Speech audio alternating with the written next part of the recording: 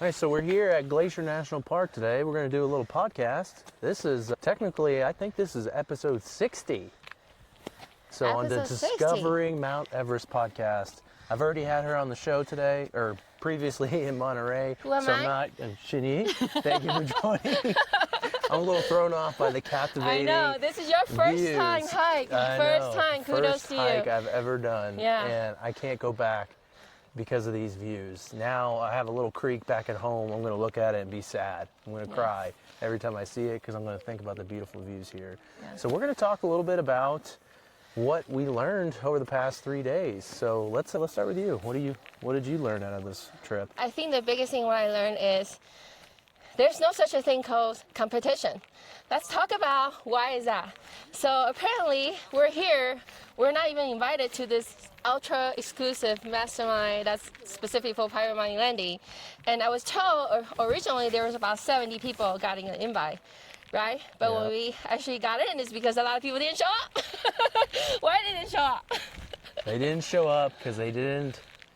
What really happened is they looked at how expensive the flights were, how expensive the hotel was, how expensive the car rentals were, and they were like, oh, I don't know if I should do that. Plus, it was free. It was a free event to them.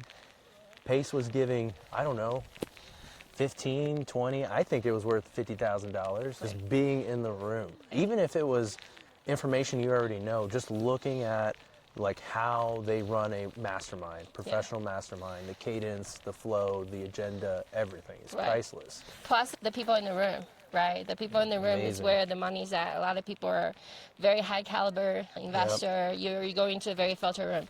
But anyhow, these people didn't show up not because they didn't know about this mastermind, it's because a lot of us, which happened to me all the time too, we sometimes scramble last minute, right? So in their minds, I know the day, I'll just book it as the day get closer, I'll book the flight as the day get closer. But what they didn't realize is that there's a huge event in town. So the hotel that used to cost about less than $300, all of a sudden shoot all the way up to $700 to $800 a night. Plus, there's a small town in Kalispell, Montana, there's not that many rental cars, so even a rental car is like $300 a night. And we haven't even counted the flight ticket. I know. Right. I have a person telling me that they pay almost $4,000 round trip ticket fly to Kalispell. So I think because of that, a lot of people decide not to go. Not because they didn't have a spot, because they didn't plan ahead. So lesson number one that I learned is there's no such a thing as a competition if you are a good planner. If you're a good planner, there's always an advantage. So plan ahead. Next time when you have an amazing opportunity coming up, don't wait. Just sign up. Just plan ahead. Book your travel. And you'll be here. And then you'll be here with us. Me and Mundo, we've been having heck out of fun, right? Yeah. And it wasn't even the private money mastermind. It was also just the OC trip in general for Owners Club. Oh, yes. The fly fishing trip. Oh, my God. I don't even know where to start. There was like, what, I don't know, 40, 50 people that didn't even show up to that. I mean, it's crazy. Yeah. How many fish you got? I got one. But did you go to the day when the day was like so cold, and do you go to the lake or the river? No, I didn't have that excuse. Yeah. Joe caught like 50 something.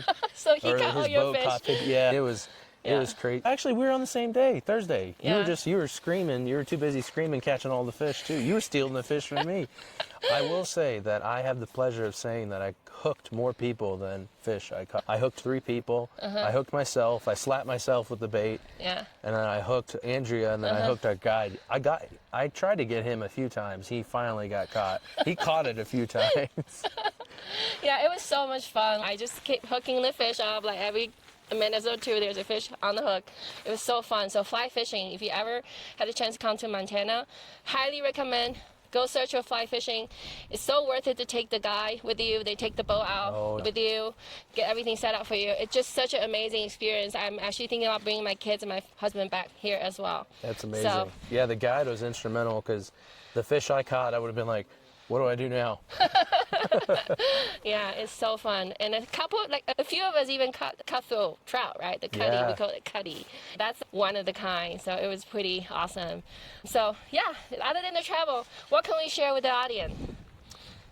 It's really just about getting in the right room and being in a community like Sub 2, Owners Club, all of them, right? It's not about the content. The content's great. The contracts are amazing. That's cool. It's a very transactional thing, though. It's really about being in the room with the people, especially in a higher filtered room, you're not having the same level of conversations of, hey, I'm trying to find my first deal. And you're dealing with people with really mindset issues to even get started before they can find a deal. Exactly. You're having high growth conversations, and it's about getting in that filtered room. And that's what this trip is about. And it's about deepening those relationships. People do business with people they know and trust. They like and trust. Yes. That's so important. They like and trust. So if they never seen you, met you, know who you are, it's really hard to just post a post on any social media. Say, hey, I have this amazing deal. I need this amount of money. I think they miss out 10 steps ahead of like trying to get to know that lender, trying to get to know what they're looking for so they can bring the right opportunity. Yep. I think that's what a lot of us fell short on that. So this mastermind does really change my mind and my approach here a little bit. That's for me. What about you? What do you think? Yeah, I really enjoyed looking at it. I was looking at the content of the PML Mastermind from the lens of, if I want to put on my own type of mastermind, what does that look like? So the content was good, but a lot of it was, some of it was pretty basic. Like I already knew a lot of that stuff. They did give me some great insight. Like I enjoyed Abraham Gray talking about foreclosures. I knew pretty well about liens, but I didn't understand how that fit within the foreclosure process. So that was good information to know, but I just enjoyed watching the flow. And if you really think about the value behind it, okay, so PACE invites all the PMLs, right?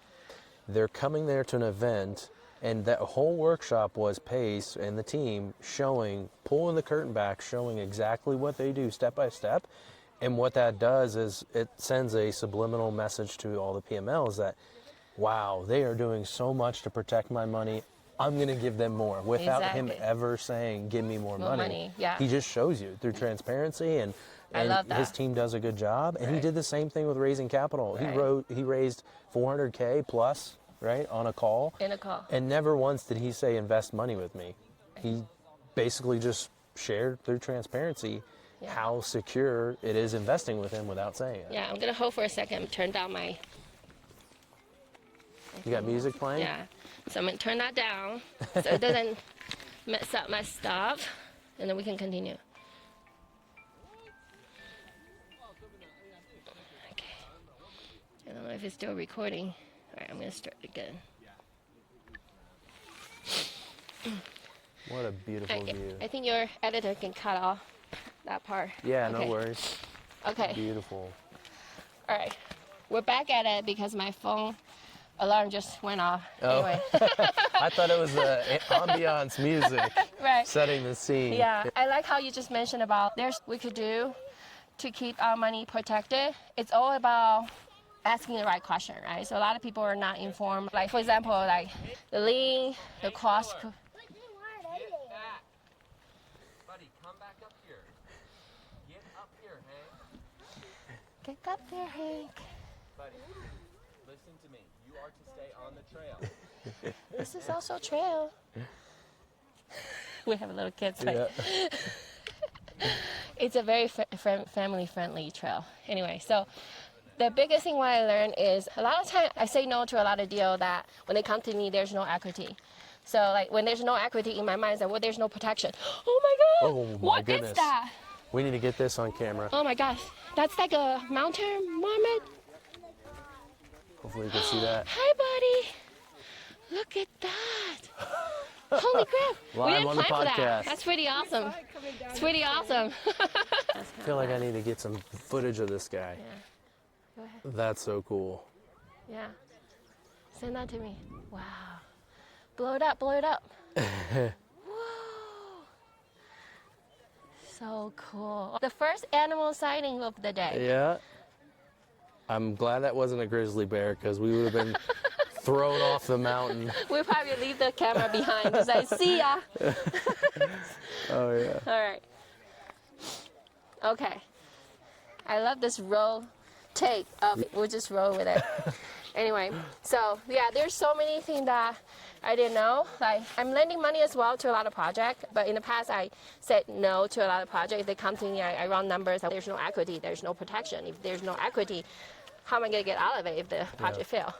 So now I can take another approach. If this person come to me, want me to lend money to them, they don't have equity for this project, but it's a really good project, then I will then ask them, what other asset you have do you have any other asset that has equity? How about I put a lien on your other asset instead of putting a lien on this project I'm lending you money for? So if they don't perform, I can still foreclose other asset to get the money back. So they're incentivized to pay back in time. Otherwise, there will be additional fees and late fee or additional penalty I can tag on the lending, promissory note and all that. So I think that's really cool because I turn away a lot of projects because of that. Now that's an opportunity for me to take a deeper look. Yeah, and are you mainly looking at fix and flips, or what are you doing for that? Yeah, I do. I like to lend short term, like up to 6 months, because I like to keep my money liquid, which is important because sometimes I will have project I'm interested in. I want to park my money into yourself, it. I want to fund myself, so I don't like to fund long-term project. And another great thing about it is when you sometimes land secondary lien, secondary position, right? You're not as protected of the first position, but you get to ask higher return because it's higher risk involved. That's when the most informed or more educated lender will be able to determine their term, right? Because there's not that many people will be willing to learn secondary lien position because there's higher risk, and because of that, I can ask for higher return. Yep. Yeah. Yep. Oh, overall, this trip's been amazing. I've done so many things that I've never done. I've never gone hiking. I went fishing when I was like 8, so I don't even know if that counts. I'm definitely a lot older now, so we can just say that was my first time fishing. There's just so many cool things I've done on this trip. Definitely makes me want to be more of an outdoor person. It's just beautiful. Yeah, you're going to get so spoiled after the view today. Let's show them the view. Oh my God, look at this. It's incredible. It's incredible. I mean, camera footage doesn't even do justice of what this looks like in real life. Yeah, it's just amazing. We're just halfway through the Hidden Lake Trail, and we just stopped here and said, "Oh my God, this is such an amazing view." We're just gonna record something on the spot. Yep, we got to do this with you. Awesome. You guys are probably watching, super jealous. Sorry you're not here. Yeah. There's no competition. You didn't get in the room. Next time, book it sooner. Get in the room faster. Make it a priority. Otherwise, I'm snatching your spot. See you guys next time.